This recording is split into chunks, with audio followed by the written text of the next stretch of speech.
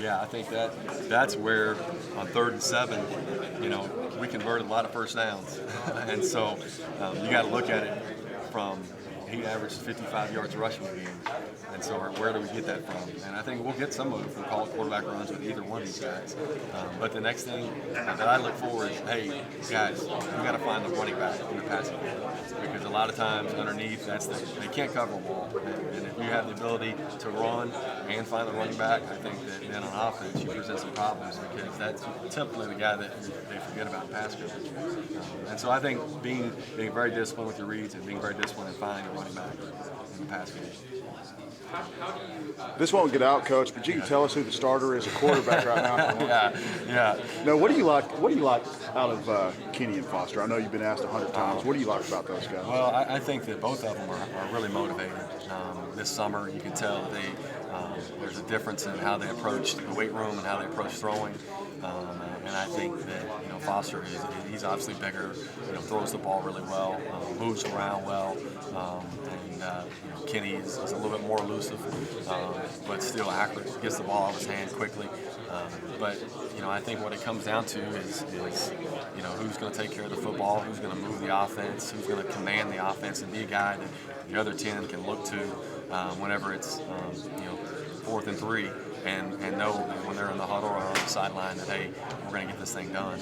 We were just talking about when you watch, we saw a picture of Trayvon, and you look at it in a TCU uniform, and you're just like, golly, even as coaches, you draw such confidence when you walk out that tunnel with that guy. And I think that's what you're looking for is when you see a guy, you walk out on the field with him, and you're just like, you draw confidence in knowing this is our guy.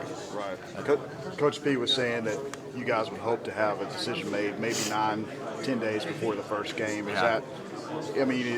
Is it through scrimmages and practices? Is it going to be more to do with scrimmage, how they do it in scrimmage more than anything, or is it just going to be the overall scope of things? I think it's the overall body of work.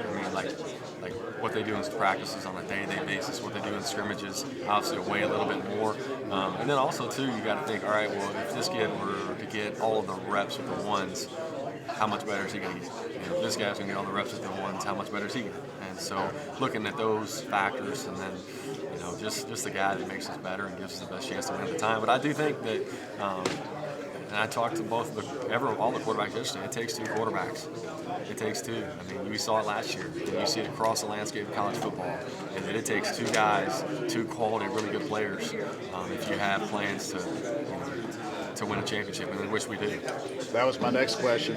Everyone's talking about Foster and Kenny, but how are the other guys behind them, like Grayson, even Brennan, a newcomer, even Kitna as a freshman? How are those other guys looking? And do you think about that, knowing that happened to Baylor last year? That even happened to you guys in the Alamo Bowl. Do you constantly think about that and how are those guys progressing? Yeah, you think about it in terms of how do we move the pieces around if this happens, if this guy goes down. There's no different quarterback if we lose this guy or that guy. Who's the next guy up? And so challenged all 3 of those guys, Grayson and Brennan and Jordan Kidna, hey, we're looking for a guy to solidify themselves as a 3rd quarterback, because once you're at 3, you're a step away from being 2, and you're really close. And so I think to challenge those guys to be disciplined in how they prepare, and that's the hard thing, because as everybody starts out, everybody's excited, everybody's tuned in, but as you get further away, then our focus wanes, and I'm just the 3rd, or I'm just this. And you can't let them get stuck in that mindset. So really try to develop those guys as much as the starters.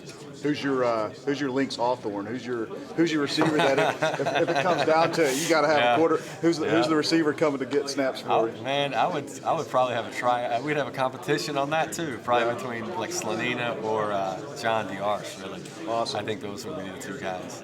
So you guys returned a lot from offense last year. The offensive line, even though y'all lost Joey, y'all returned Austin, y'all returned Joseph, Pryor's back, Vontae's back. How good is the offensive line from your thoughts of it? I think that they're pretty good, and it's really the group that we ended the season with against, for the most part, Oklahoma, Baylor, and Oregon. We played with those guys against those, and they played well against against probably 3 of the better defenses we played. And so the biggest thing is just developing depth there, getting guys that are young, ready to go very quickly. And so that's what's going to be key. Meach was saying you guys have a good problem having so many different guys to get the ball.